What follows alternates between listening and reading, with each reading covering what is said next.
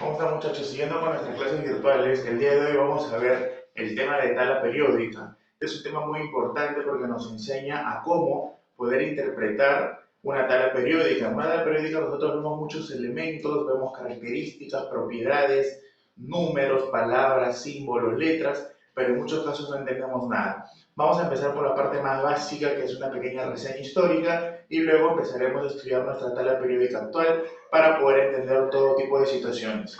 Muy bien, vamos a ver por acá. Vamos a ver por acá. Vamos a ver los antecedentes de la tabla periódica. Fueron alrededor de 4 tablas periódicas que se dieron en la historia. Fueron muchas más, pero algunas no tuvieron ningún tipo de relevancia. Estas fueron las más importantes. La primera son las triadas de Johann Dobereiner. En el año de 1817, agrupaba los elementos en una serie de 3 elementos, denominándolos triadas. 3 elementos provienen de la palabra triadas. Estos elementos presentaban propiedades químicas semejantes. Voy a hacer hincapié en esta palabra, propiedades químicas semejantes. En un momento les explicaré por qué. El elemento central tiene una masa atómica que es aproximadamente la semisuma de las masas atómicas de los elementos extremos. Por ejemplo, una triada era utilizar el litio, sodio y potasio. El litio tenía una masa atómica de 7 UMAS y el potasio tenía una masa atómica de 39 UMAS. Entonces, las triadas de Dobereiner nos decían que la masa atómica del elemento central de la triada era aproximadamente la semisuma de los extremos. Entonces, la masa atómica del sodio tendría que ser 7 UMAS más 39 UMAS. Y esto sobre 2. Si nosotros sumamos el numerador, eso nos estaría saliendo 46. Y entre 2 nos estaría saliendo 23 UMAS. Y con eso estaríamos por aquí obteniendo la masa atómica del elemento central de la triada. Esta fue una propuesta que no duró mucho tiempo, pero que sin embargo me generaba las masas atómicas. Luego, unos años después, más o menos alrededor de unos 40 años, llega el ordenamiento helicoidal o el tornillo telúrico de Charles-Comtois. Dice, ordena los elementos en forma de hélice, a la cual denominó caracol telúrico. ¿Qué sucede? Sucede lo siguiente. En la hélice se colocan los elementos en forma creciente a sus masas atómicas, de tal manera que en una línea vertical interceptan los elementos con propiedades semejantes. Dos características importantes. Tanto las triadas trabajaban con la masa atómica creciente, como puedes observar acá, en la triada también se cumplía que era el orden creciente a la masa atómica, ¿ok? Y también vamos a ver en un momento por acá que cuando analizamos el caracol telúrico de Charles-Comtois también se cumple lo mismo. Mira, el caracol telúrico de Charles-Comtois más o menos tiene esta característica, es un cilindro en donde se trazó una hélice con un ángulo de 45 grados de la base y sobre esa hélice se colocaban algunos elementos. La hélice continúa y seguían los elementos. Pero ¿qué característica presentaban estos para que los hagan tan interesantes? Como dice acá en la lectura, si yo trazaba una línea vertical en esas hélices, yo tenía que interceptar en esas dos hélices a dos elementos que tenían propiedades semejantes. En este caso, si yo intersecto en esta línea, obtengo el sodio y el litio. Y tú sabes que el sodio y el litio actualmente se encuentran en un mismo grupo de la tabla periódica y por lo tanto sus propiedades químicas son semejantes. Igual, si yo trazo acá otra línea vertical, tendría que interceptar a dos elementos que tienen propiedades químicas semejantes y se intersecta al magnesio y al berilio. Tú sabes que el magnesio y el berilio se encuentran en el grupo 2A, propiedades químicas semejantes. Y así, con cualquier trazo vertical, se tenía que cumplir que las propiedades químicas de esos elementos generados en la vertical tenían que tener propiedades químicas similares. En este caso, en el caracol telúrico de Charles-Comtois, la masa atómica aumentaba de abajo hacia arriba. Este fue el famoso modelo de Charles-Comtois, el caracol telúrico. También no tuvo mucha relevancia, pero fue un modelo que, si tú te das cuenta, cumple casi con las características anteriores. Ambos están ordenando a los elementos en forma creciente a la masa atómica y ambos te hablan de agrupar elementos que tienen propiedades semejantes. Vamos con el tercer modelo que es el de la ley de las octavas de Johann Newlands, año de 1864, 2 años después. ¿Qué nos dice? Se llama octavas, pero increíblemente nos dice ordenar los elementos en grupos de 7 elementos en forma creciente a sus masas atómicas. Hacemos de nuevo la observación. Tanto Johann Dobreiner, tanto Charcot-Toys y tanto como Newland consideran las masas atómicas crecientes. Dice, de tal modo que el octavo elemento tenía propiedades semejantes al elemento del grupo anterior. Te explico. Tenemos una primera serie y una segunda serie para comparar. En la parte superior he puesto el elemento y en la parte inferior su masa atómica. Mi primera serie es litio, berilio, boro, carbono, nitrógeno, oxígeno y flúor, y estas son sus masas atómicas: 7, 9, 11, 12, 14, 16, 19.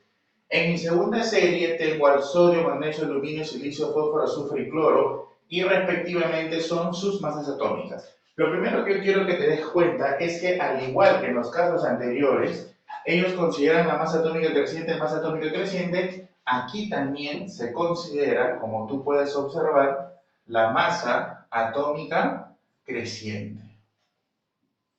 Ahí está.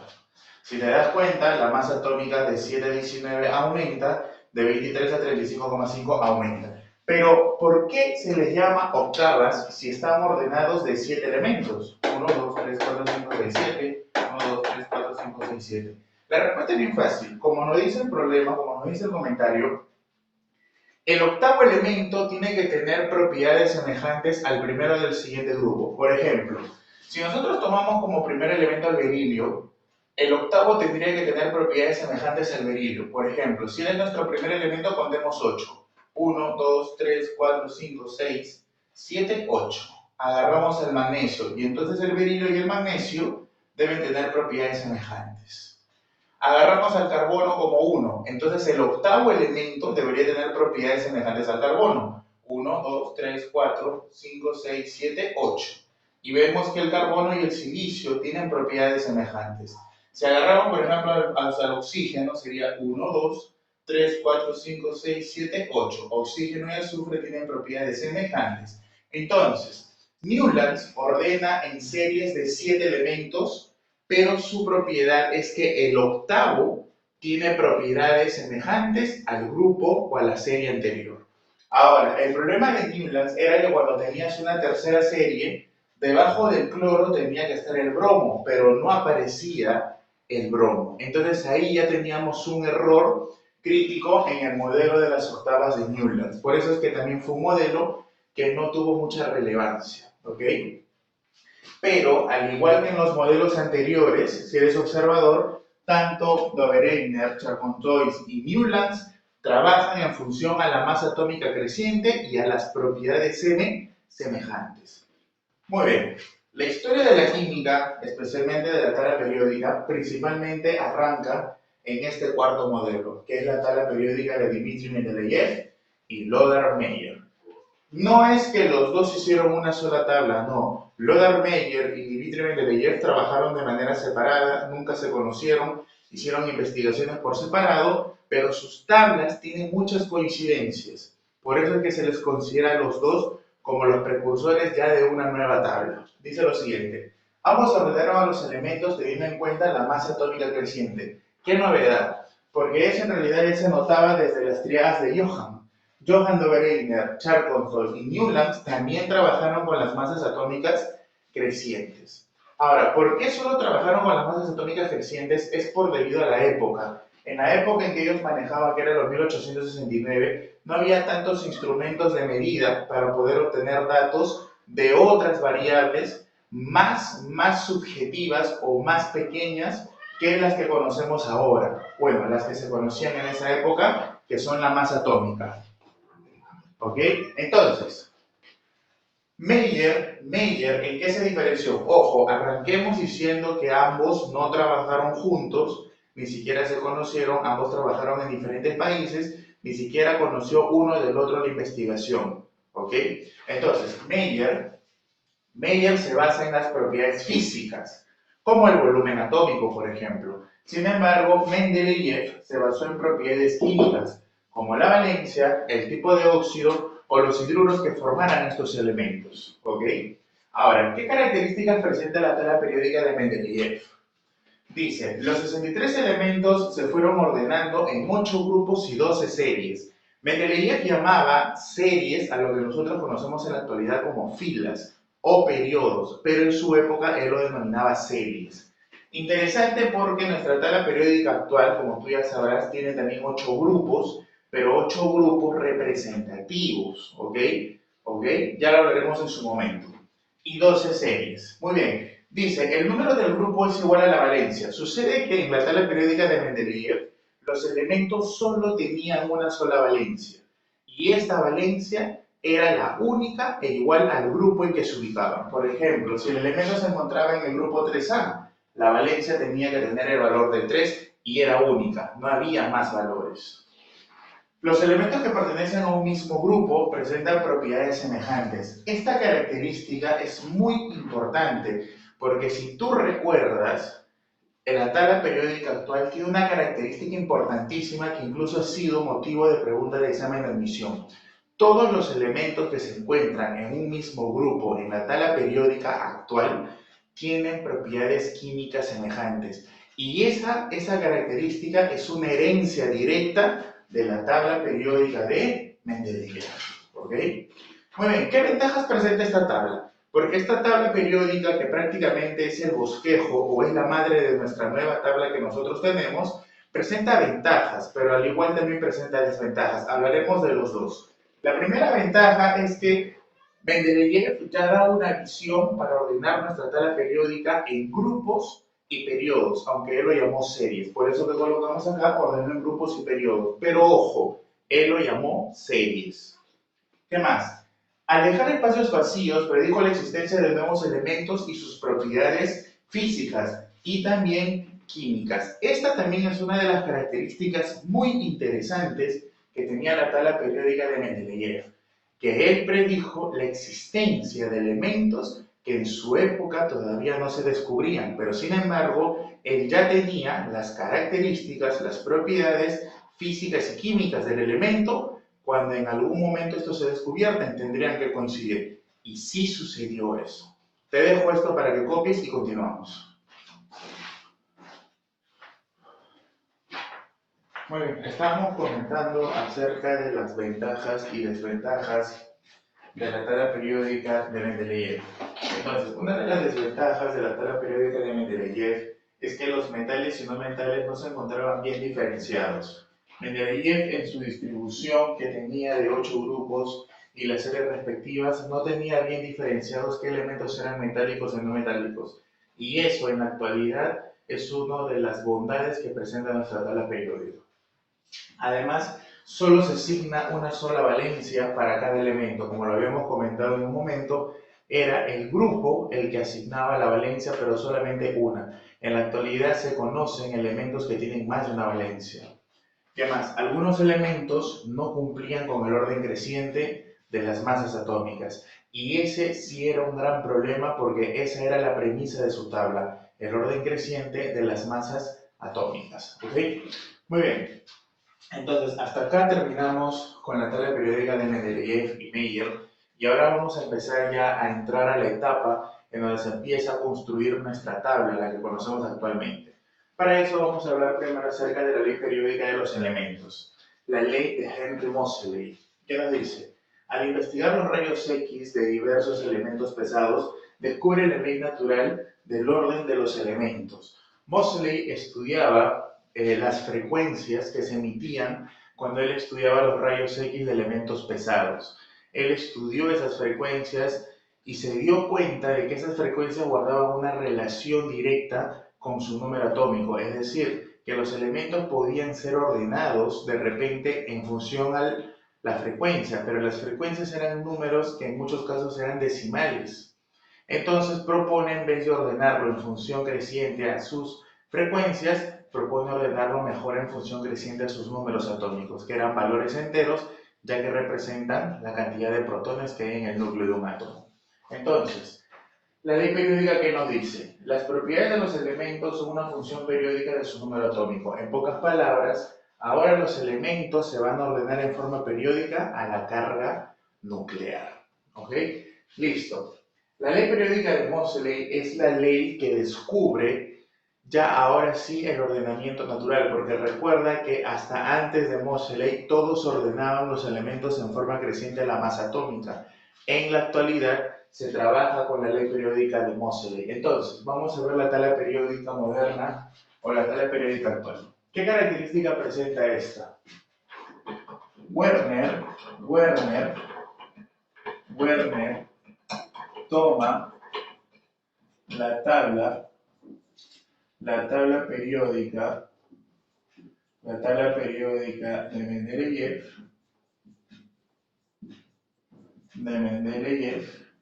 y le aplica la ley periódica de Moseley. Entonces, Werner es el personaje que va a elaborar la tabla periódica que nosotros conocemos en la actualidad, pero él lo que hizo fue tomar como base la tabla periódica de Mendeleev y aplicarle la ley periódica de Moseley, ya que Moseley nunca generó ninguna tabla. Entonces, vamos a tener por aquí algunas características.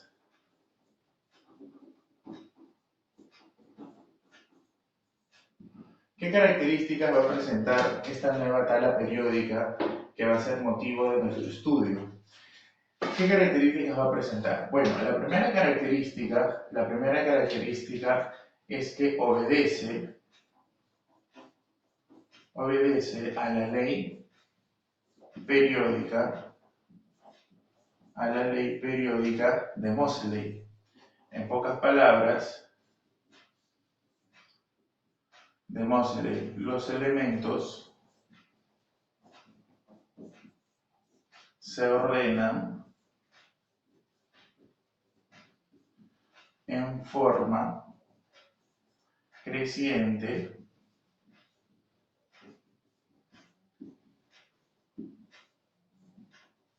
al número atómico. Listo, entonces, la primera característica importantísima es que obedece a la ley periódica de Moseley, pero esto significa que los elementos ahora los vamos a ordenar en forma creciente al número atómico, y eso es correcto. Si esta fuera mi tabla periódica, voy a agregar aquí una tabla periódica así nomás a escala nomás. Si esta fuera mi tabla periódica, entonces nosotros sabemos que los elementos se van a ordenar más o menos de esta manera. Es una tabla a escala nada más. Ahí está. Listo. Entonces, nosotros conocemos, por ejemplo, algunos elementos como por ejemplo el hidrógeno. El hidrógeno se ubica aquí y tiene número atómico 1. De inmediato por aquí está el helio, que tiene número atómico 2. Entonces yo ya puedo observar que en una fila, mis elementos se van a ordenar de menos a más respecto al número atómico. Y ahora, si yo vengo por acá, ¿quién vendría? Vendría el litio, número atómico 3, berilio, número atómico 4 y así. Y entonces también puedo observar que en una columna va aumentando respecto al número atómico, pero apuntando hacia abajo. Este orden que yo estoy generando de menos a más es lo que se conoce como el famoso orden de los elementos en la tabla periódica. Eso está dado por la ley de Moseley, ¿ok? Esa es la primera regla. La segunda regla es que estos elementos van a estar distribuidos en grupos y periodos. Entonces vamos a definir por acá. La tabla periódica moderna, ¿ok? Presenta 18 columnas y 7 filas. ¿Ok? La tabla periódica moderna presenta 18 columnas y 7 filas. Ahora, estas filas reciben un nombre. Vamos a poner por acá. Vamos a definir lo que es un periodo. ¿Qué es un periodo? Que lo voy a representar con la letra P. ¿Qué es un periodo? Nosotros vamos a denominar periodo justamente a las filas que presenta la tabla periódica. Entonces diremos por acá, representado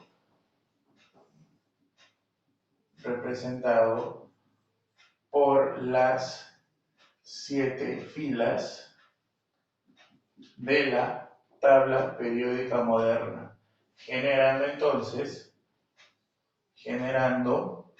7 periodos. 7 periodos. Ahora, estos 7 periodos van a estar representados por los niveles de energía. Entonces vamos a colocar por acá, simplemente a modo de ejemplo, más o menos nuestra tabla periódica tiene esta forma. Sí, es un modelo a escala nada más. ¿Ok?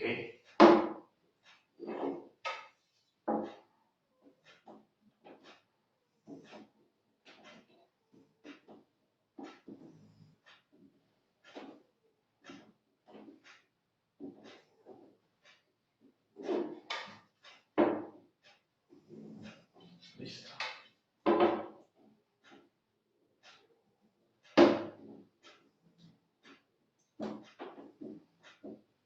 Muy bien. Vamos por acá. Entonces, nuestra tabla periódica, que solamente he hecho un corte, solo he hecho un corte de la parte izquierda. Entonces, nuestra tabla periódica va a estar representada por los periodos. ¿Quiénes son los periodos? Las horizontales. Él es mi periodo 1, él es mi periodo 2, él es el 3, él es el 4, él es el 5, él es el 6 y él es el 7. 7 periodos. ¿Por qué 7 periodos? Porque los periodos van a estar representados por los niveles de energía. En la actualidad no existen elementos en la naturaleza cuya configuración sea superior al nivel 7. No existen elementos que tengan 8 niveles, por ejemplo. Recuerden que en la tabla periódica lo que nosotros representamos son elementos que hay en la naturaleza. Entonces, por aquí vamos a poner unas características. Estos elementos, a estas tres primeras filas, o 3 primeros periodos, a estos 3 primeros se les conoce como periodos cortos, porque son los periodos que van a presentar menos cantidad de elementos. Sin embargo, a los que le siguen, a los dos que le siguen, que serían estos de aquí, se les conoce con el nombre de periodos largos. ¿Por qué se les conoce como periodos largos? Porque son los periodos que van a contener los 36 elementos, 18 en el 4 y 18 en el 5. Sin embargo, a los que se encuentran en el periodo 6 y 7 se les conoce como periodos extra largos. Extra largos. ¿Por qué? Porque estos van a ser los que van a tener la mayor cantidad de elementos. En la actualidad se conoce que el periodo que contiene más elementos en la tabla periódica es el periodo 6. ¿Ok? Listo. Ya tenemos por acá cómo calcular nuestro periodo. Ahora, si bien es cierto, ya conocemos las filas que van a ser los periodos, ahora la tabla periódica también va a presentar grupos. La tabla periódica también va a presentar grupos, que lo vamos a representar con la letra G. Ahora, estos grupos, vamos a colocarlos por acá, van a estar de manera general representados por las columnas, van a estar representados por las columnas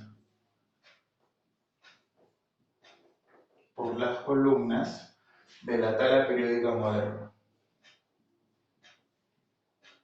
Ahora, antes de empezar a describir cada una de ellas, voy a escribir una característica importante que viene desde la tabla periódica de Mendeleev. ¿Cuál era?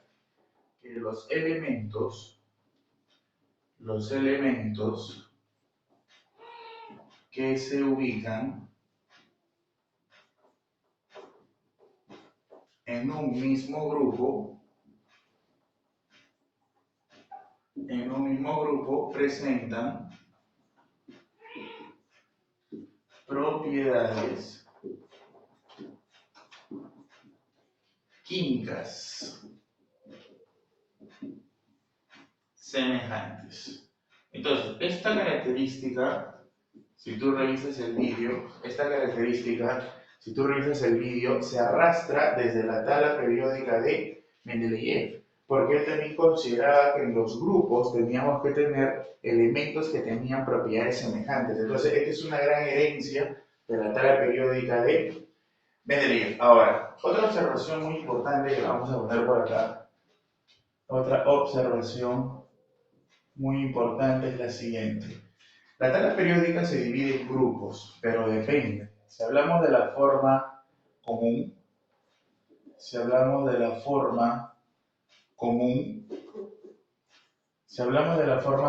la tabla periódica va a presentar 16 grupos. Estos grupos se van a clasificar en 8 grupos A y 8 grupos B. ¿Ok? Sin embargo, si nosotros hablamos de la forma IUPAC,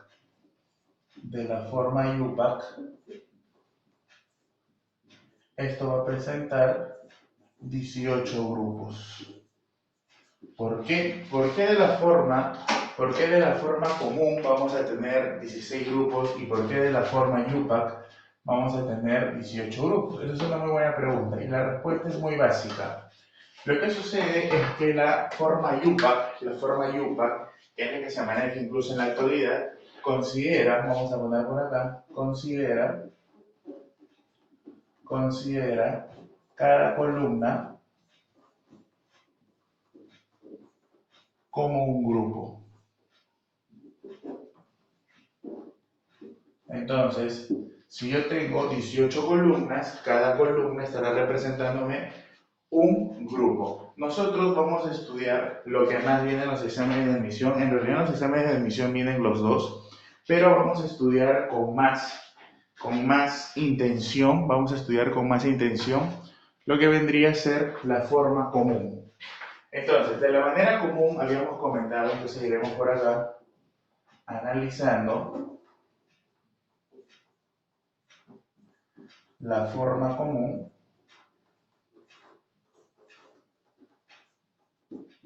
Entonces, ¿qué vamos a tener? Si nosotros vamos a analizar todo esto de la forma común, vamos a poner por aquí, letra A, vamos a tener un grupo que se llama grupo representativo.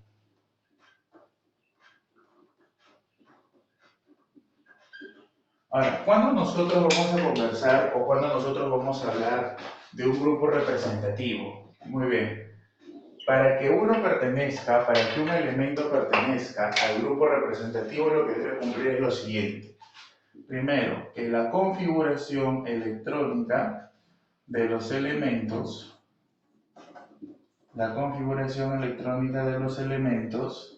debe terminar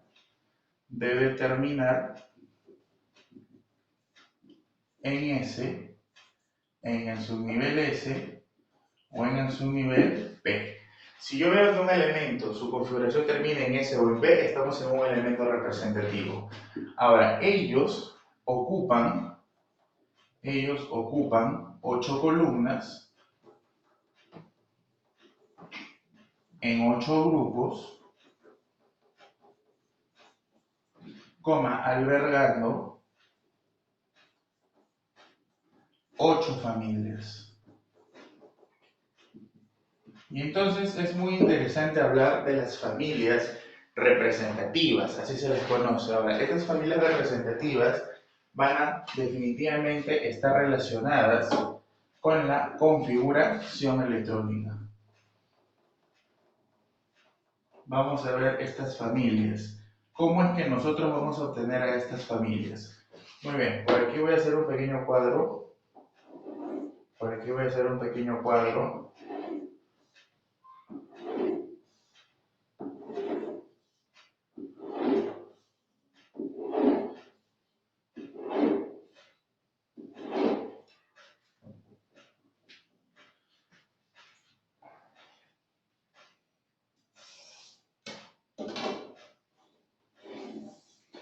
Muy bien.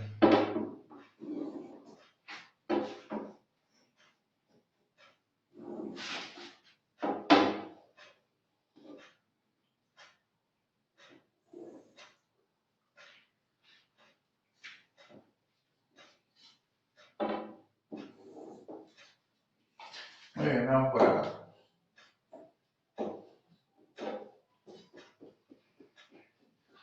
Muy bien.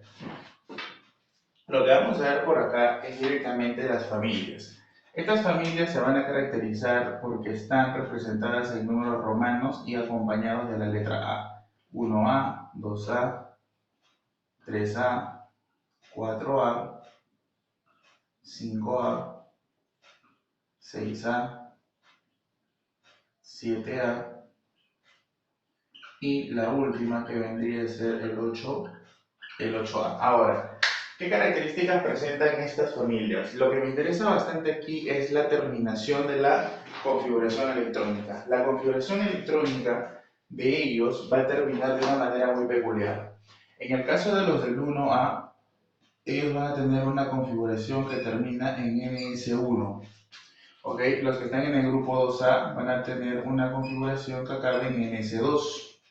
Por eso que ahí los que acaban en S son representativos. Pero a partir del grupo 3, ahora van a tener una configuración que es NS2, NP1. En el caso del 4A, igual, NS2, NP2. En el grupo del 5, NS2, NP3. Y así, NS2, NP4, NS2, NP5 y NS2, NP6. Nosotros sabemos que hasta 6 electrones puede soportar el subnivel P.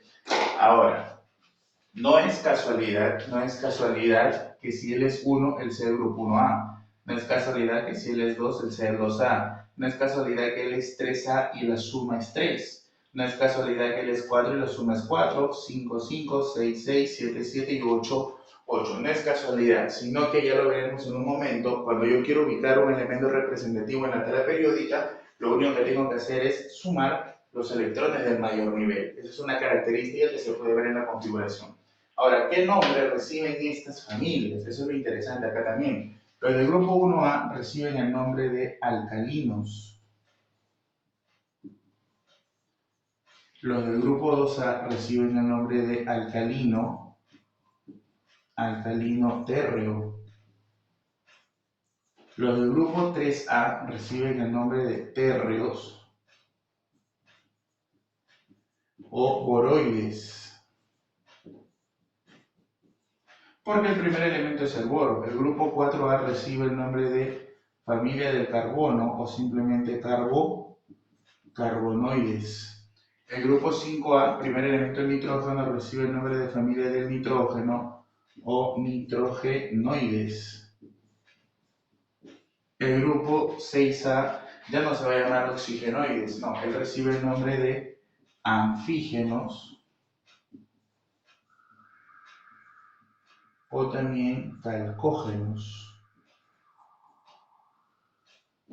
Anfígenos o calcógenos. El grupo 7A, muy conocidos, los halógenos, que significa formador de sales, halita, formador de sales halógenos, y los del 8A, que son los famosos gases nobles. Listo, entonces, el grupo representativo, si lo analizamos de esta manera, él va a ocupar 8 columnas en 8 grupos, albergando 8 familias. Cada familia tiene una característica determinada por la terminación de la configuración electrónica y cada familia tiene un nombre determinado. Ahora, acá hay una pregunta que siempre hacen en los exámenes. ¿Cuál es el requisito indispensable para que un elemento pertenezca a una familia? La respuesta más común y que no es la correcta es esta, que tengan la misma terminación de la tabla periódica. Esa respuesta es incorrecta debido a un pequeño error que presenta la tabla, que si tú te das cuenta, en la tabla periódica el primer elemento que se tiene es el hidrógeno, y el hidrógeno tiene esta configuración porque es 1s1, pero si tú bajas, te vas a encontrar con el litio, y el litio tiene una configuración que es 1s2, 2s1. También termina en S1, el hidrógeno y el litio terminan en S1, pero hay un pequeño detalle, que a pesar de que ellos tienen la misma configuración terminal, tanto el hidrógeno y el litio no pertenecen a la misma familia. Es decir, muchos me dirán, profesor, pero el hidrógeno, y lo voy a poner por acá, muchos dirán, profesor, el hidrógeno, usted está mal porque el hidrógeno se encuentra en el grupo 1A, el hidrógeno se encuentra por aquí, el hidrógeno se encuentra por aquí, el litio se encuentra aquí y el sodio se encuentra acá. ¿Es correcto hasta ahí? Listo. Y los tres, si nosotros sabemos, los tres están ubicados en el grupo 1A. Es correcto, pero hay un detalle. Si tú haces la configuración de él, como te comentaba, es 1S1. Si tú haces la configuración de él es 1S2, 2S1. Y si haces la configuración del sodio, seguramente te darás cuenta que es 1S2, 2S2, 2P6 y es 3S1.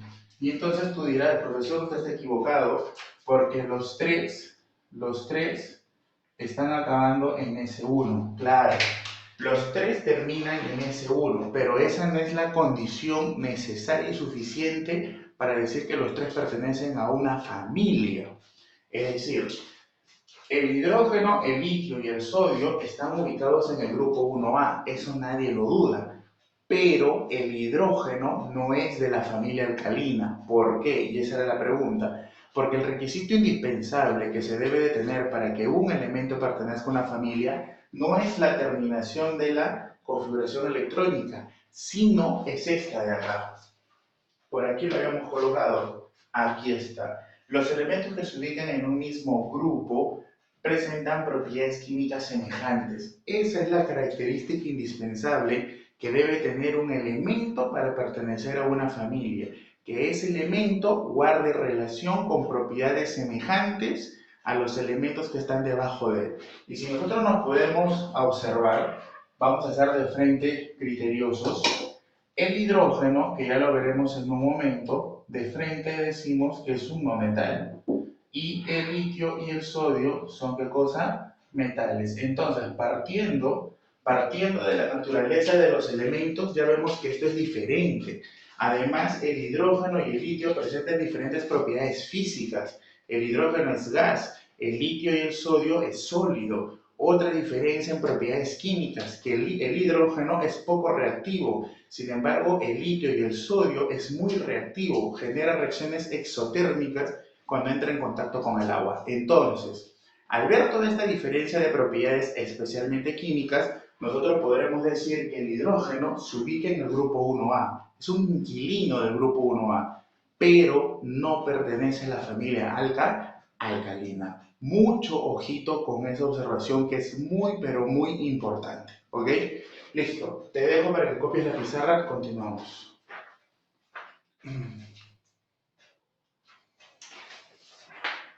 Muy bien, muchachos, habíamos comentado acerca de los grupos representativos. Entonces vamos a representarlos aquí en la tabla periódica.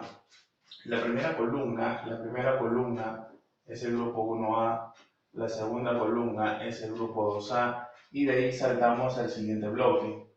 3A, 4A, 5A, 6A, 7A y finalmente tenemos el 8A. Listo. Entonces, todos estos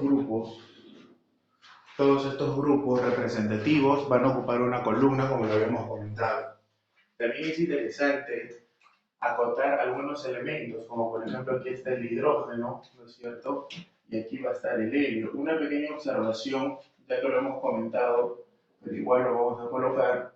Una de las pequeñas observaciones que vamos a hacer es que el hidrógeno, y lo hemos comentado, el hidrógeno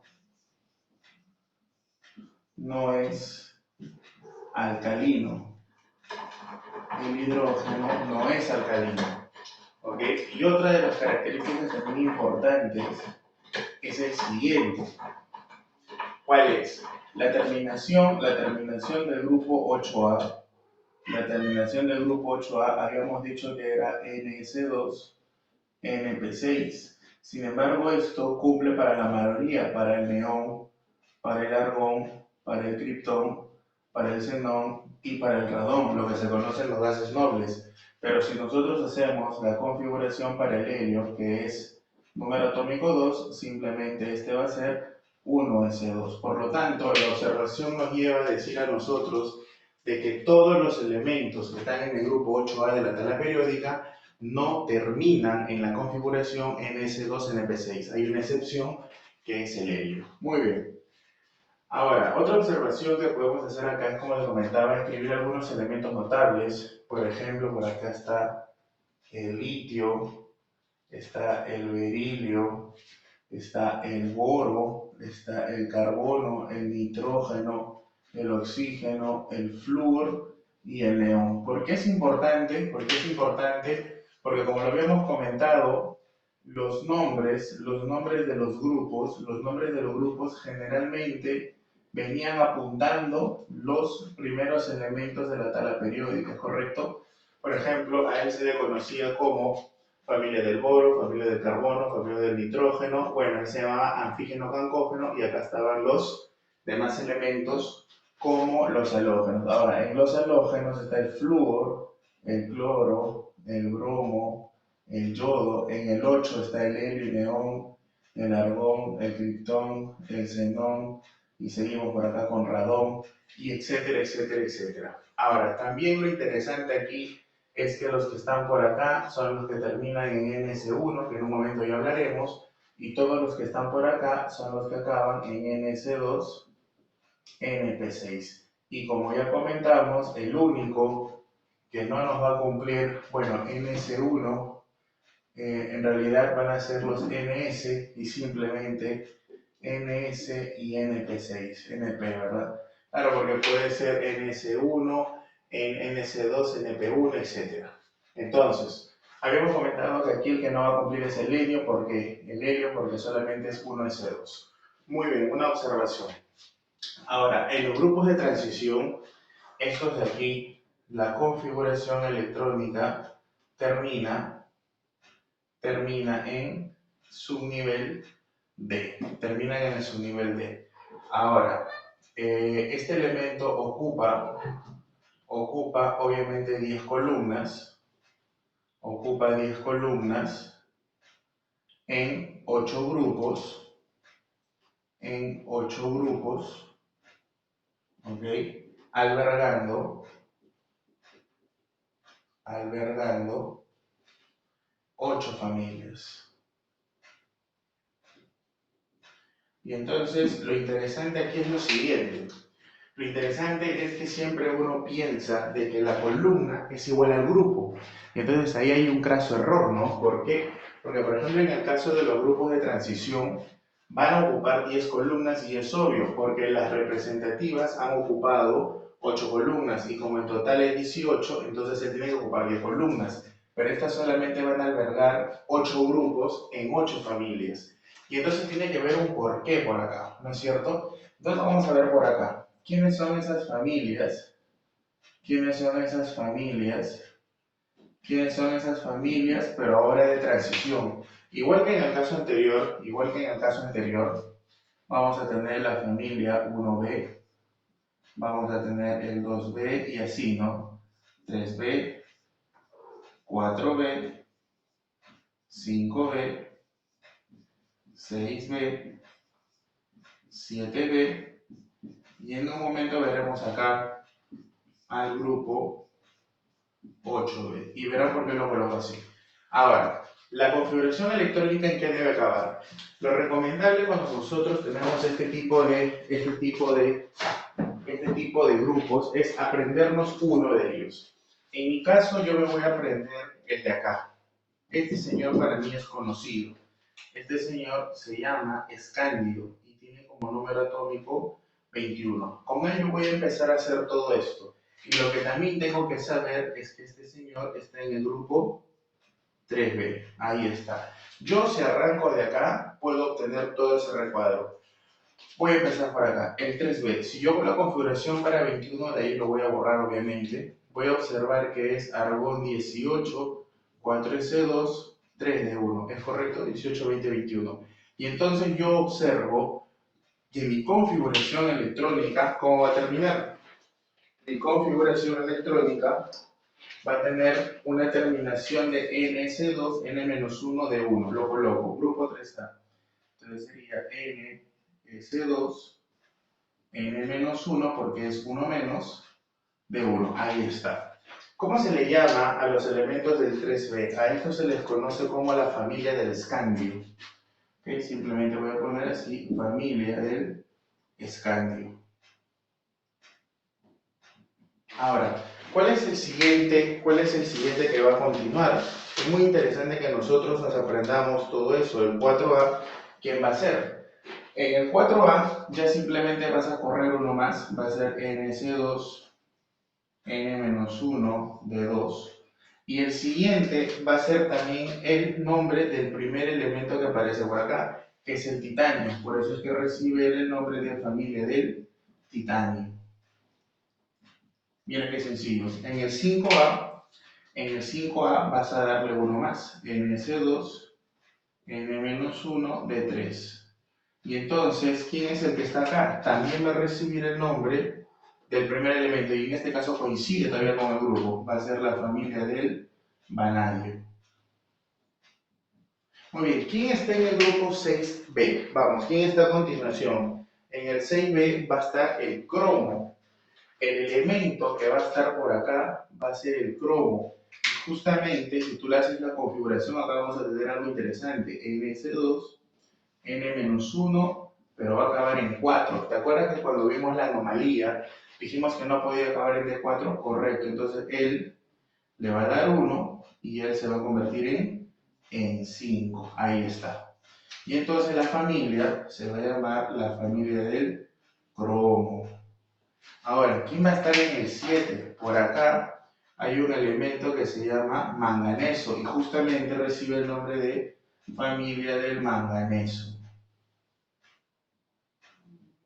Su configuración, ¿cómo va a ser? Recuerda que era NS2, N-1, acá era de 4, ¿te acuerdas? Ahora le das 1, se convierte en de 5. Ahora, antes de pasar acá, sigamos, vamos colocando. Este es el 3B, este es el 4B, este es el 5B, este es el 6B, este es el 7B. Ahí está. Ahí está. Ahora, si yo sigo avanzando, me voy a dar con una sorpresa por acá. Seguimos. Él sería un NS2, N-1 de 6. Él va a ser un NS2, N-1 de 7. Y él va a ser un NS2, N-1 de 8. Resulta que el grupo 8B, y lo voy a colocar acá así, resulta que el grupo 8B es un grupo que va a ocupar 3 columnas. Por eso aquí viene el balance, de por qué el grupo, esto lo borro, de por qué el grupo transición tiene 10 columnas. ¿Por qué? Porque desde el 1B hasta el 7B, cada uno ocupa una columna, pero el grupo 8B tiene 3 columnas. Y entonces, como tiene 3 columnas, de todas maneras va a cuadrar ahí las 10. Ahora, ¿quiénes encabezan estos elementos que son muy importantes? Estos elementos los encabezan el hierro, el cobalto y el níquel. Entonces, a estos de acá no se les da un nombre especial, simplemente lo voy a colocar hierro, cobalto y níquel. Simplemente esto se les conoce como elementos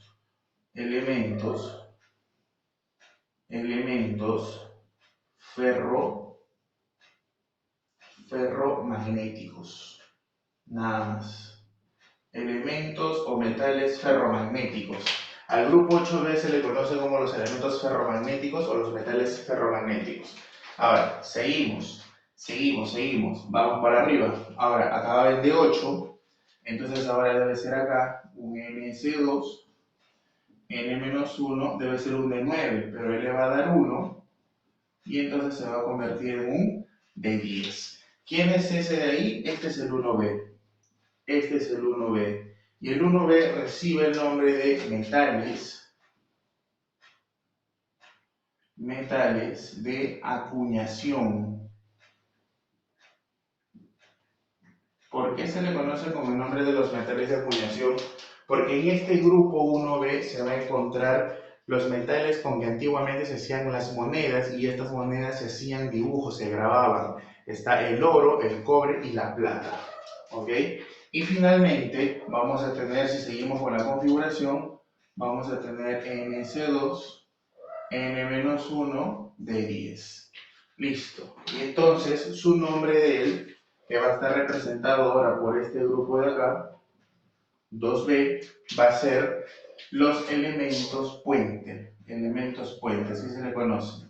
Con el nombre de elementos puente. Ahora, listo. ¿Por qué se les conoce también con el nombre de elementos de transición? Por dos motivos. Uno, porque como él es representativo y él es representativo, ellos son una transición, son una parte intermedia. También se les conoce como transición porque va a separar, va a ser un intermedio entre representativos de alta reactividad con representativos de baja reactividad. ¿Ok? Ahora, otra observación interesante que podemos hacer acá es que a estos señores que están por acá, se les conoce con el nombre de los metales de alta densidad. Metales de alta densidad, o también conocidos como los metales pesados. ¿Ok? Eso te lo pueden comentar.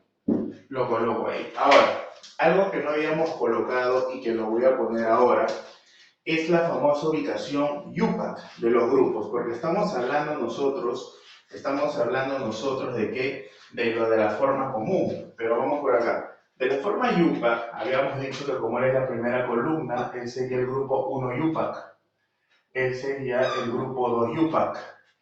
Este de aquí sería el 3, el 4, el 5, el 6, el 7, el 8, el 10 y etcétera. A partir del 3A para adelante, lo que nosotros vamos a hacer es sumarle 10, si quieres saber el grupo.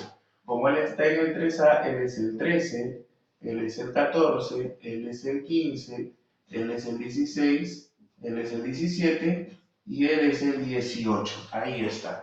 Ahora, si tú te quieres venir aquí a los de transición, él es el 1, voy a colocarlo, 1, 2, él es el 3, él es el 4, él es el 5, él es el 6, él es el 7, él es el 8, él es el 9, él es el 10, él es el 11, él es el 12, él es el 13 y así. Ahora, lo que yo quiero que tú observes acá es algo que siempre lo colocan como forma práctica, pero yo simplemente quiero que te des cuenta. ¿A partir de cuándo tendría que yo sumarle 10 para obtener el grupo? Porque mira, grupo 1A, 1, grupo 2A, 2, grupo 3B, 3, grupo 4B, 4, grupo 5B, 5, grupo 6B, 6B, grupo 7B, 7, grupo 8, 8. ¿Estamos bien? Ahora, 9, 10. Pero a partir del 1B para adelante, te das cuenta que el 1B es 11, o sea, es 1 más 10. 2B, 2 más 10. 3A más 10. Entonces, forma práctica. A partir del grupo 1B para adelante, si tú quieres obtener el grupo UPAC, simplemente súmale 10 unidades. Pero ojo, a partir del grupo 1B para adelante. 1B, 2B, 3A, 4A, 5A. ¿Ok? Esa es una observación importante. Ahora, tenemos dentro de los de transición, tenemos un grupo que se conoce con el nombre de transición interna. ¿Qué característica presenta estos de transición interna? Muy bien, esto de acá se dice que tienen una configuración electrónica que termina en el subnivel F. ¿Ok? Son conocidos como tierras raras. Son conocidos como tierras raras. ¿Por qué? Por su poca abundancia en la naturaleza. Por su poca abundancia en la naturaleza. Ahora, estos de acá se ubican en el periodo 6 o 7 de la tabla periódica, pero del grupo, y esto es lo interesante, pero del grupo 3A. y lo voy a poner aquí nada más, disculpen, 3B. Ahí está. Entonces, se ubican en el periodo 6 o 7 de la tabla periódica, pero en el grupo 3B. En pocas palabras, vamos a identificarlo. Entonces, yo tengo que mi tabla periódica que ya le he dibujado. Entonces, yo sé que aquí está el 3B. Y también sé que acá está el periodo 6 y el periodo 7. Si yo intersecto estas dos, voy a obtener esto de acá. Entonces, nosotros siempre hemos visto, cuando nos dan tablas periódicas, que hemos visto una parte que está en la parte inferior, Esto de aquí debería ser de esta manera. Y lo voy a colocar para poder identificarlo mejor. Ahí está. Estos de aquí también me representan el periodo 6 y el periodo 7, pero resulta que estos de aquí en realidad deberían estar saliendo de la tabla periódica de esta manera. Saliendo de esta manera, como de esta manera no se pueden percibir, es por eso que se colocan aquí en la parte inferior. Pero en realidad estos están en el periodo 6 y 7. Los del 6A reciben el nombre de lantánidos. Lantánidos. Porque se parecen mucho al primer elemento que es el lantano. Y el otro son los actínidos. ¿Ok? Porque se parece mucho al primer elemento del 7 del grupo 3A que es el actínido. Ahora, lo interesante aquí ¿cuál es? Es lo siguiente. Que en los actínidos, aquí tenemos a un elemento que se llama uranio. Uranio 92. Después del uranio 92 sigue un elemento que se llama neptunio. Neptunio que va a tener un número atómico muy interesante. Obviamente, si está a continuación de la tabla periódica, es porque tiene que tener un número atómico que vale 93. Pero eso no es lo interesante. Lo interesante es lo siguiente, que a partir del 92 para adelante, estos van a ser elementos artificiales. Elementos artificiales que se han obtenido a partir de reacciones de transmutación.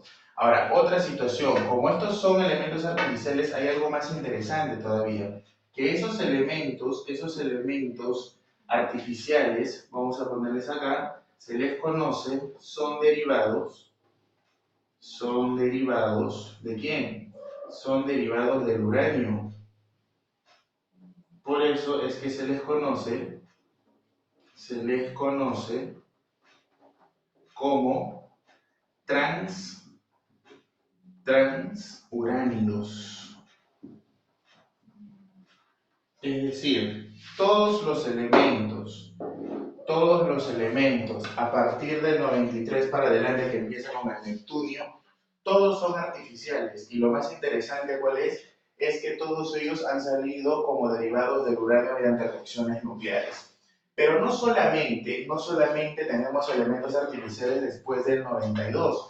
También tenemos un elemento artificial que se encuentra en este bloque, que se encuentra por acá. Por aquí nosotros vamos a tener otro elemento artificial que se conoce con el nombre de tecnecio, el famoso TC43, que es el famoso tecnecio. Entonces vamos a colocarlo por acá. Este señor llamado tecnecio también es un elemento que es artificial y no está en la fila de los actínidos. Ahora, también tenemos otro más, que es el prometio. El prometio está más o menos por aquí, en los lantánidos, PM, con número atómico 6,1. Él también es un elemento, artificial. Entonces, lo interesante de este grupo es que en los de transición interna, específicamente en los del 7, en los del periodo 7, vamos a tener después del uranio todos los artificiales que conozcamos. Pero también hay un artificial en los lantánidos y también hay un artificial en el bloque central, en los de transición. Ahí tenemos uno que se llama el tecnecio. Listo. Ahora, como te comentaba, su nombre es el de tierras raras debido a que se tiene poca abundancia en la naturaleza. Muy bien, vamos a ver entonces a continuación lo que es la división de la tabla periódica. Vamos a ver por acá la división de la tabla periódica. La división de la tabla periódica. ¿Cómo dividimos nosotros la tabla periódica? Bueno, la tabla periódica se puede dividir de dos formas. Una más sencilla que la otra, pero las dos son formas importantes. ¿Cómo dividimos nosotros la tabla periódica? Vamos con la primera forma, que es la más sencilla. Vamos, uno, con la división por bloques.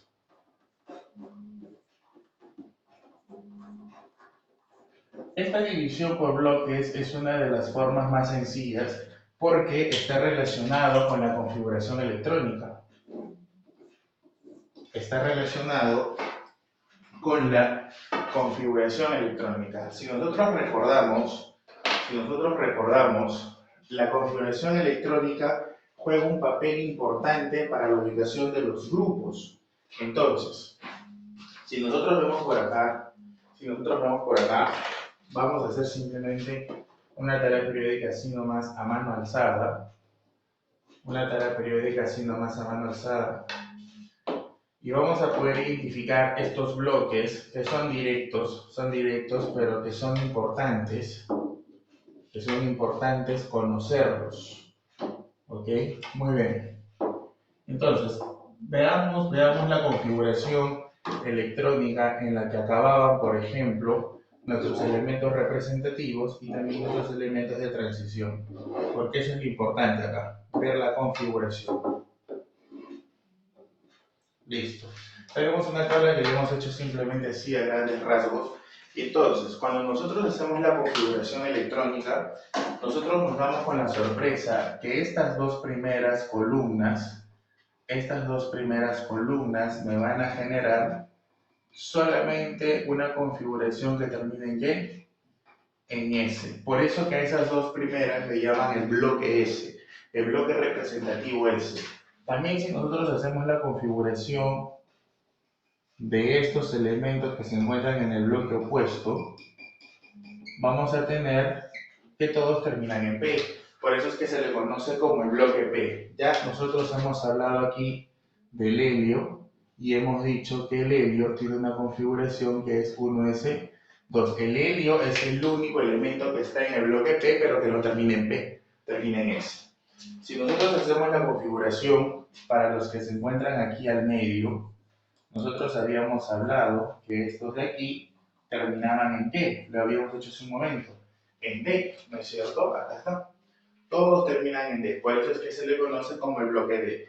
Y finalmente, ya habíamos comentado que todos los que están por acá terminan en F. Entonces, los bloques van a ser cuatro, van a ser el bloque S, el bloque P, el bloque D, el bloque F, y todos ellos están relacionados con la terminación de la configuración electrónica.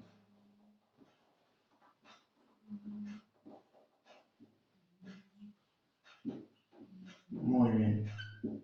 Entonces, lo que nosotros tenemos que observar aquí es que estos bloques se generan debido al final de la configuración electrónica. Se generan debido ¿a qué?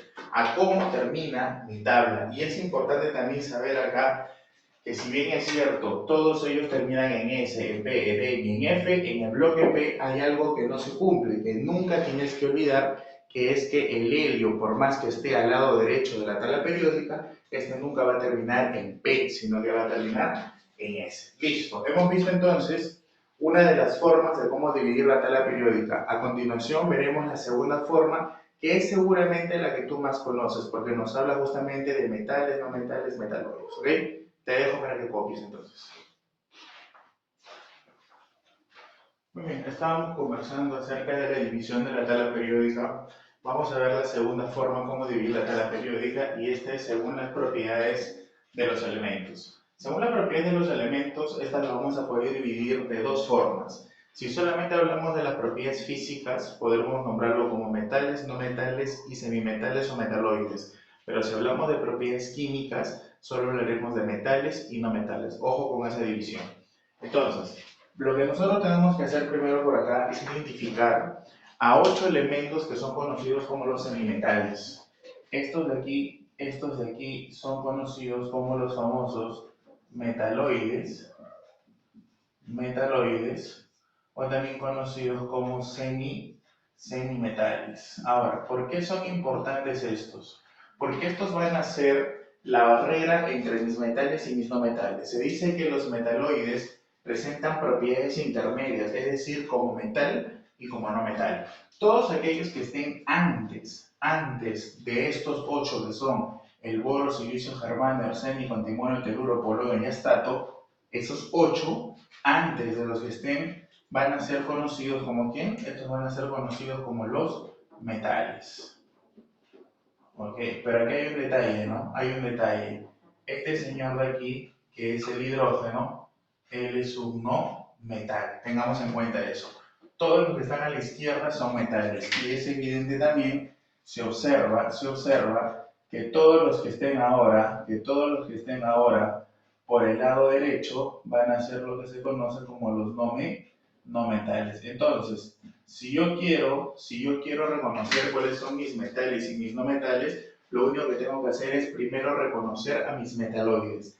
8 metaloides: boro, silicio, germanio, arsénico, antimonio, teluro, polonio y astato. Todos los que estén antes son metales, a excepción del hidrógeno, y todos los que estén después son no metales. ¿Ok? Te vuelvo a aclarar la división. Si hablamos de propiedades físicas, vamos a dividirlo como metal, no metal y metaloide. Pero si hablamos de propiedades químicas, solamente lo vamos a tratar como metal y como no metal. Mucho ojo con esa observación. Ahora, vamos a definir algunas propiedades o características. Por ejemplo, los metales se tienen en mayor cantidad en la tabla periódica. Sí, se observa que más o menos son el 80%. Son maleables, se pueden deformar en láminas, son dúctiles, se pueden deformar en hilos. El elemento más maleable y más dúctil es el oro, por si acaso. El oro es el que se puede generar su mayor maleabilidad y ductilidad. La mayoría presenta brillo. Claro, por ejemplo, ¿qué presenta brillo? El cobre. Por ejemplo, el oro no presenta brillo. ¿Ok? ¿Qué más? Conducen la corriente. ¿Quién es mejor conductor de la corriente? La plata. La plata es mayor que el cobre y el cobre es mayor que el oro. Y el calor. Transfieren el calor, lo conducen con mayor facilidad. Ahora, las propiedades químicas es que se oxidan, es decir, pierden electrones siendo agentes reductores. Ellos van a donar electrones. ¿Por qué? Por su baja electronegatividad, que en un momento lo explicaremos. Los no metales, que son los que están a la derecha de la tabla periódica, se encuentran en menor cantidad, como puedes ver. Son malos conductores eléctricos, a excepción del grafito. El grafito, que es un alótropo de carbono, es un buen conductor sólido de la corriente. Son opacos, no tienen brillo, son no maleables, no dúctiles, son quebradizos y frágiles cuando están en estado sólido. Se reducen, es decir, ganan electrones, siendo buenos agentes oxidantes. ¿Qué podemos decir acerca de los metaloides? Lo comentamos hace un minuto por acá. Los metaloides se caracterizan por tener propiedades intermedias entre metales y no metales. Una de las características importantes es su conductividad eléctrica. Generalmente la conductividad eléctrica en los metales, que son los especialistas en esta propiedad, es que a medida que la temperatura aumenta, la conductividad eléctrica disminuye. Eso es lo que sucede. Pero en el caso de los metaloides o semimetales, se tiene una característica inversa, es decir, que a medida que la temperatura aumenta, la conductividad aumenta. Y es por eso que estos elementos metaloides son utilizados, por ejemplo, en el uso de los microprocesadores como el silicio, por esa propiedad que lo apoya, esa propiedad que al aumentar la temperatura es mejor conductor de la corriente. Esa es una propiedad que le ayuda. Muy bien. Hemos terminado con la clasificación. Vamos a ver ahora el estado de agregación de los elementos en la tabla periódica. Bueno, en la tabla periódica de temperatura ambiental, nosotros vamos a encontrar a los elementos en 3 estados de la materia. Vamos a encontrar elementos que están en estado líquido. En estado líquido. ¿Cuántos están en estado líquido? En estado líquido están dos.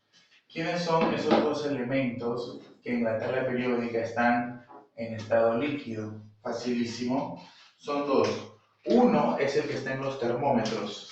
¿Quién está en los termómetros? Uno es el mercurio. Uno es el mercurio, cuya representación es Hg y su característica de él es que es un metal. ¿Ok? Y el otro es el bromo. El bromo, cuya representación es bromo 2. Es bromo 2 porque genera muchos vapores, pero es un líquido. Y su característica es que es un no metal. ¿Ok? El bromo tiene una característica. El bromo se volatiliza rápidamente. Por eso es que como presenta una propiedad de volatilidad rápida, es que se le coloca como bromo 2. ¿Ok? Listo. Ahí está. Tenemos los dos elementos que son líquidos en la tabla periódica a temperatura ambiental. Ahora, también tenemos aquí a los gases. Los gaseosos son 11, pero estos gaseosos nosotros los vamos a dividir en dos grupos. Y esto es muy importantísimo porque cuando veamos el tema de gases, ahí vamos a tener que recordar muchas cosas de esto. Por ejemplo, vamos a tener gases conocidos como gases monoatómicos. Estos gases monoatómicos son 6. ¿Quiénes son esos gases monoatómicos? ¿Quiénes son esos gases que en la naturaleza se encuentran pero de a un átomo? De a uno, de a uno. ¿Quiénes son? Los gases nobles. Muy bien. ¿Quiénes son los gases nobles? El helio, el neón, el argón, el criptón, el xenón y el radón. Ahí está. Son 6. Pero también tenemos gases que son diatómicos. Estos obviamente ya por la diferencia solamente serán 5. Pero ¿quiénes son estos gases diatómicos? ¿Quiénes son estos gases diatómicos? ¿Quiénes son estos gases que en la naturaleza nosotros los encontramos de a 2? Estos son los que tú conoces. Son por ejemplo el hidrógeno, está como H2. Está el oxígeno, está el nitrógeno, está el cloro y está el flúor. Ahí está.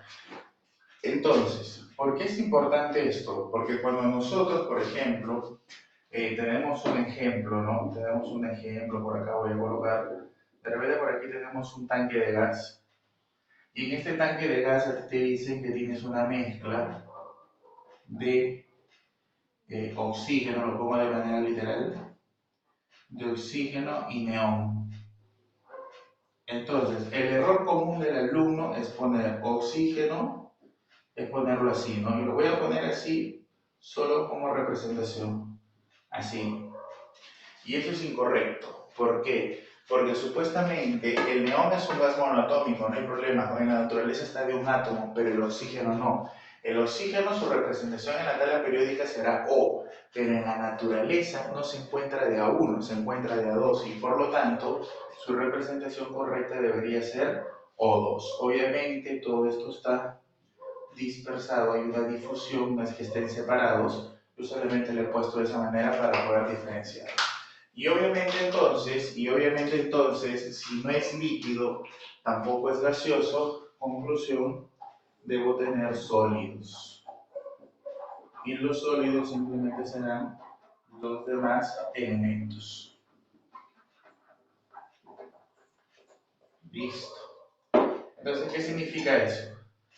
¿Qué significa eso? Significa que todo elemento, obviamente, que no es líquido ni tampoco es gaseoso, definitivamente tendrá que ser un sólido. Entonces, ya conocemos quiénes son líquidos, quiénes son gases, quiénes son sólidos. A ti te preguntan, por ejemplo, el wolframio, ¿qué es? Sólido, porque no es líquido ni gaseoso. El samario, ¿qué es? Sólido, porque no es líquido ni gaseoso. El tecnecio, ¿no? El prometio, el borio, el mendeleyevo, el estaño, o sea, cualquier elemento que no sea ni líquido ni gas, definitivamente tiene que ser un elemento gaseoso, un elemento sólido, disculpe. Muy bien, con esto hemos terminado todo lo que tiene que ver con las características que presenta la tabla periódica. Definitivamente hay mucha más información de la que podemos conversar. Las características son muchas más, le queda un poco de tu parte que le des una leída. Lo que vamos a hacer ahora es la última parte, que es ingresar a la ubicación de la tabla periódica. Recuerda que tenemos una clase de tabla periódica 2, en donde ya analizaremos las propiedades periódicas. Muy bien, pasamos entonces a ver lo que es ahora la ubicación en la tabla periódica.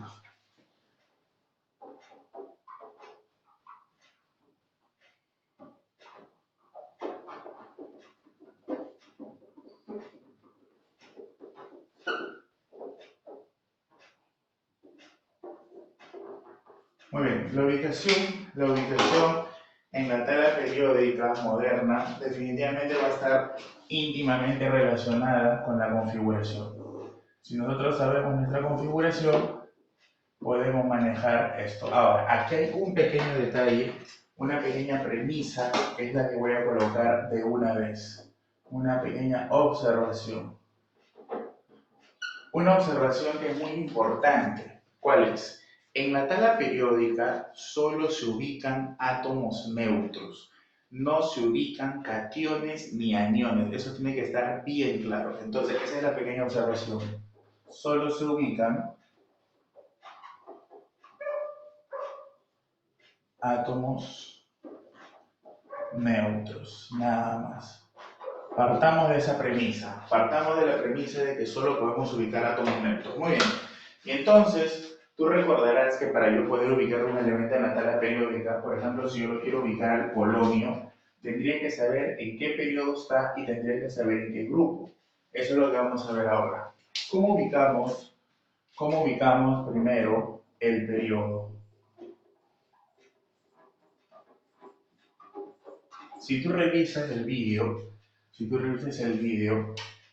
nosotros lo hemos comentado, de manera indirecta lo hemos comentado. Dijimos que el periodo estaba relacionado íntimamente con el nivel de energía en el que se encontraba el elemento. Y es justamente eso, ¿no? El periodo se va a definir simplemente como el mayor nivel de energía. Listo. Es decir, si yo quiero identificar en qué periodo se encuentra un elemento, lo único que tendré que hacer es la configuración y ver cuál es el mayor nivel, nada más.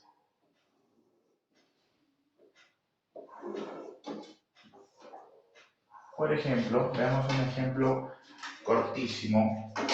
Quiero saber, por ejemplo, en qué periodo está el bromo 35. Entonces simplemente lo que tengo que hacer es su configuración. Recuerda que como solamente se ubican átomos neutros, entonces se cumple la regla del PES. Muy bien. Sería argón 18, 4S2 van 20, 3 de 10 van 30 y sería 4P5. Entonces, el hecho de que mi mayor nivel sea el 4, estos de acá son el mayor nivel. Entonces, esto me dice a mí lo siguiente, que me dice que el bromo debe de ubicarse ¿en qué periodo? En el periodo 4. ¿Eso qué significa? Que el bromo debe de ubicarse en la cuarta fila de la tabla periódica. Correcto, listo, así de sencillo. Ahora, vamos a hallar lo que es el grupo.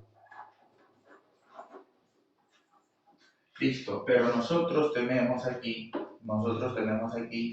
dos tipos de grupos. ¿Recuerdas? Tenemos un grupo que termina en S o en P llamado representativo y también tenemos un grupo que termina en D, que es llamado de transición. Entonces analicemos cada uno de ellos.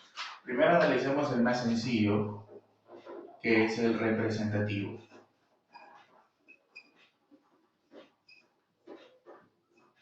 Entonces, abreviando esto, nosotros sabemos que el representativo es aquel que va a terminar en S o va a terminar en P.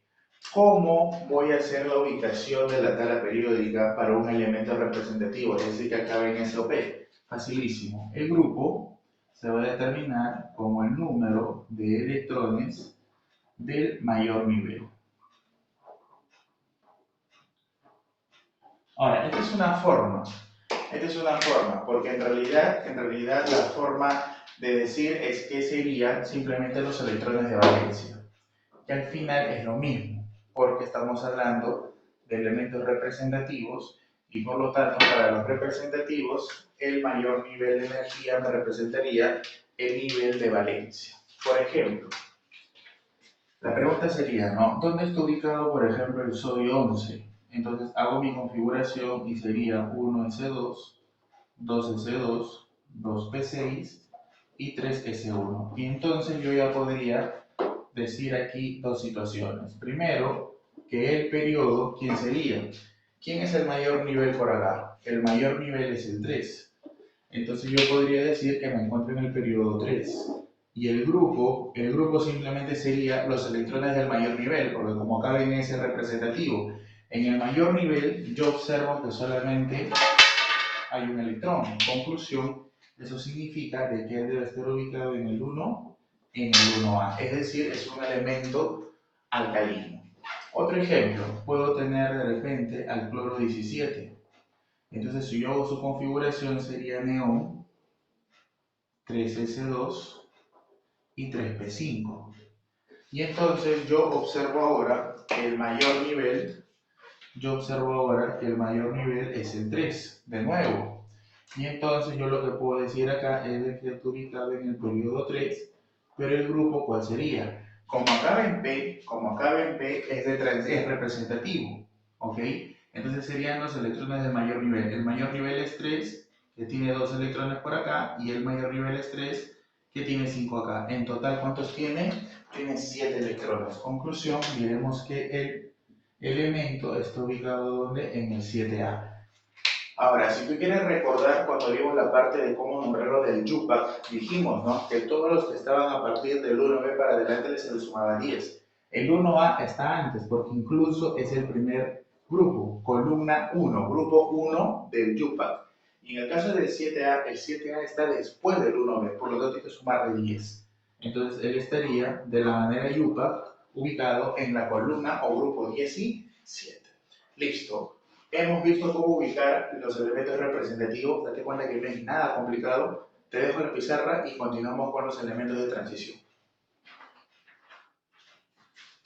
Bien, continuando, vamos a ver ahora cómo ubicamos los elementos de transición. Recuerda que los elementos de transición son los que acaban en D. Listo, entonces, el grupo de transición simplemente se va a calcular como el número de electrones del mayor nivel.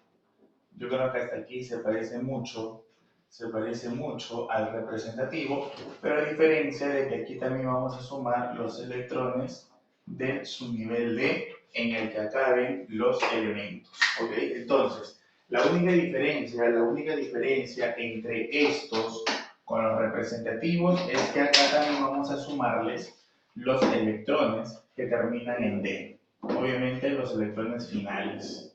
Listo. Por ejemplo, y aquí vamos a hablar también de una observación. Por ejemplo, voy a hacer la configuración del escandio 21. Quiero ubicarlo ahí. Vamos, ¿cómo sería? Sería simplemente argón 18, 4s2, 3d1. Listo. Y entonces yo ya puedo comentar acá que como 4 es el mayor nivel, entonces yo podría decir directamente que el periodo en el que se ubica el escandio es el 4. Y el grupo, simplemente, ¿cuál sería? Como acá en D es de transición, entonces serían los electrones del mayor nivel, que en este caso serían 2, y a este hay que sumarle los electrones del D, que sería 1. Conclusión, saldría 3. Eso significa el grupo 3B. Ahora, también como te comenté en el caso anterior, es el grupo 3B. Y si yo quiero saber su ubicación YUPAC, recuerda que los que están después del 1B hay que sumarle 10. Como él no está después del 1B, él simplemente será la columna 3. Muy bien. Pero ¿qué hubiera pasado ahora, por ejemplo? ¿Qué hubiera sucedido ahora si en vez de D1 terminaba en D10? La suma sería 2 más 10, 12. ¿Existe el grupo 12B? No existe. Entonces, aquí vamos a tener una pequeña observación. ¿Qué me dice la observación? Me dice lo siguiente. Si yo tengo elementos cuya suma de electrones, miren por aquí por favor, elementos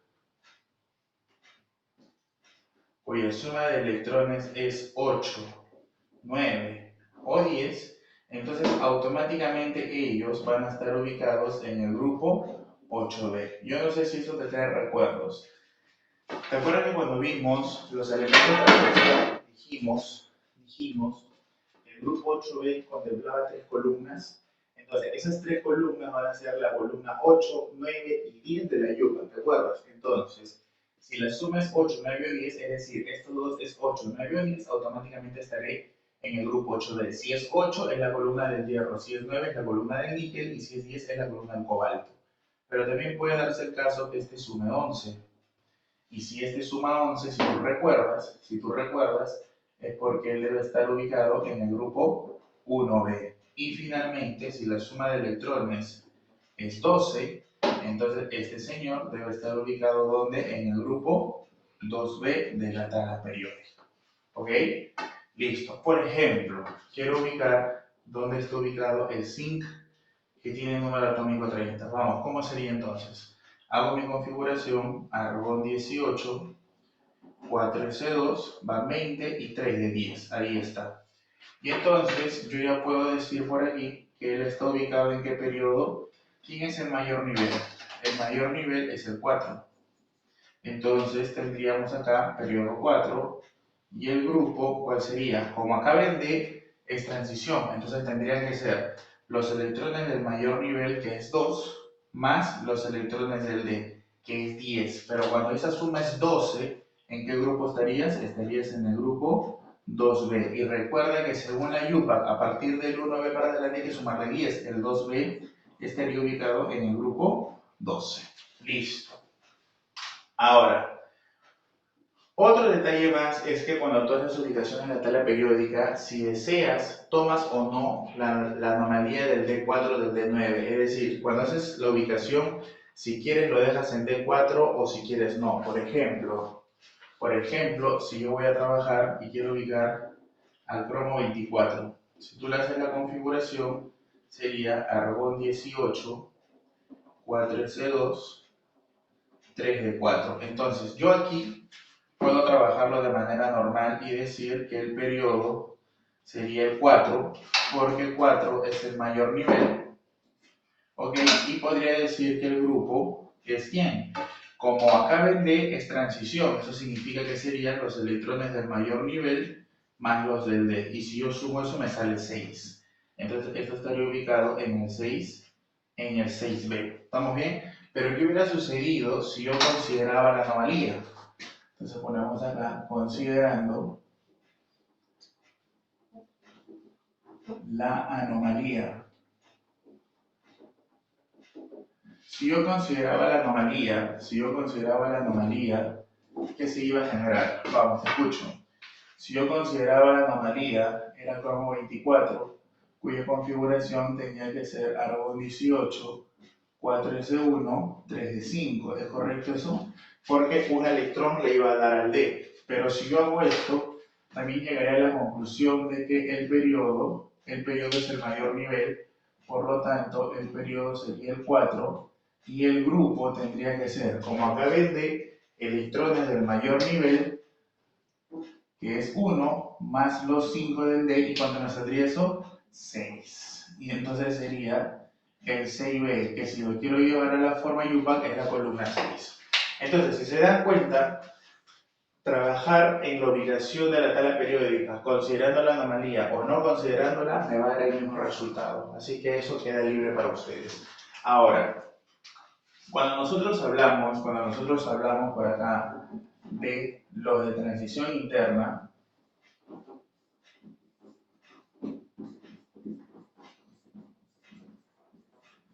es porque estos terminan ¿en qué? En F, ¿no es cierto? Y con esto ya vamos terminando la clase del día de hoy. Transición interna. Listo. ¿Qué podemos decir al respecto de la transición interna? Bueno, los de transición interna siguen una regla que se conoce como la regla del bypass. ¿Ok? ¿Qué me dice la regla del bypass? Simplemente es una regla, ahorita te voy a dar la forma práctica. La regla del bypass me dice que si yo tengo un elemento que termina en f, por ejemplo es n s cuadrado, ¿estamos bien? Voy a ponerte un valor, por ejemplo es el 7s2, entonces sería por acá el 5f, por ejemplo, no sé, tú sabes que es 14, por ejemplo el 12, o simplemente te pongo esto de acá, el x, así, ¿ok? Entonces lo que tenemos que hacer aquí es a continuación lo siguiente. La regla del bypass me dice que una configuración no puede terminar en F, sino que lo que va a suceder es que un electrón de este F va a saltar al siguiente subnivel. Y por lo tanto, vamos a ponerle un valor, vamos a ponerle por ejemplo 6, y entonces ahora la configuración sería 7C2, 5, F5, pero ahora vendría el 6 de 1, ahí está. Y por lo tanto mi configuración ya no terminaría en F, sino que ahora mi configuración terminaría en qué?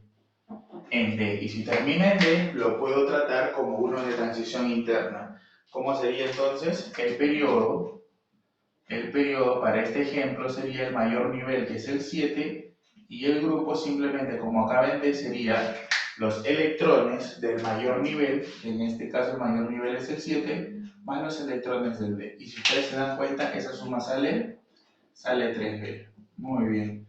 Ahora, en general, acá lo voy a poner, en general, ¿qué se puede decir? En general, ¿qué se puede decir? Que todo aquello que acaba en F pertenece al periodo 6 o 7 de la tabla periódica y el grupo siempre va a ser ¿quién? El grupo siempre va a ser el 3B. Listo. Esta es la forma general. Siempre que yo tenga un elemento que termine en F, automáticamente yo puedo decir que está ubicado en el grupo 3B.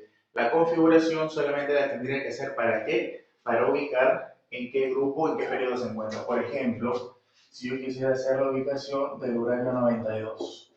Vamos, ¿cómo sería? Sería radón 86, 7S2 sería 88 y sería 5F4, ¿no? Calcula 86, 88 para el 92 sería esto. Pero como acá en F, automáticamente puedo decir que estoy ubicado en el periodo 3 y en el periodo 7, disculpa, 7 y el grupo 3B. O si no, le aplicas por la regla del bypass, entonces ¿qué tendrías? Tendrías radón 7S2, 5F3 y acá tendrías que colocar ahora 6 de ¿cuánto? De 1, ¿no es cierto? Y entonces ahora, ¿qué es lo que va a suceder? Ya lo que manejamos, ¿no? El mayor nivel sería 7, periodo 7, y el grupo sería, como acá ven, de electrones del mayor nivel, que sería 2, más los del D. Y en este caso, ¿cuánto me estaría saliendo?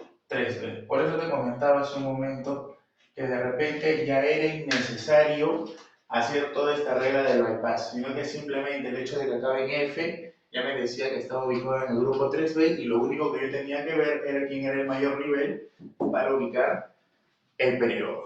Listo, muchachos. Entonces, hemos terminado con esta parte de tabla periódica 1. Hemos visto hoy día reseña histórica, hemos visto 4 modelos de tabla, hemos visto la tabla periódica moderna, sus características, su división, su estado físico y hemos visto su ubicación en la tabla periódica de los elementos. En el tema de tabla periódica 2 estaremos viendo entonces la parte de las propiedades periódicas. Listo, muchachos. Los dejo, por favor, siempre chequeen el grupo, siempre inscríbanse a Química Pre, compartan, suscríbanse, toquen la campanita para que reciban ustedes la información directa en el momento en que se ha colgado un nuevo video. Saludos y nos vemos.